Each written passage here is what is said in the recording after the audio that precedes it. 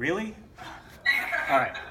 I don't have time to be picky. Look, yesterday we got word from the help desk that a student of ours, Paul Granger, went missing after working on his final exam for his digital studies course using Domain of One's Own. Now, normally missing persons is clearly under the purview of student support services, but here's where things get a little tricky. We obtained Paul's laptop here in the office, and we believe we found evidence that may indicate that he's trapped inside of it, being held hostage by the code that he wrote. Time is of the essence. The laptop's set to automatically update in 1 hour, and without the admin credentials, I can't stop that from happening.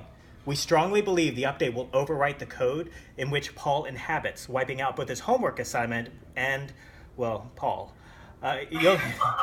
You'll need to work together to find the missing pieces in the dorm and reverse engineer his code, unravel this mess, and rescue Paul before that happens. Domain of One's Own is not going to get funding in year 2 if we lose this student.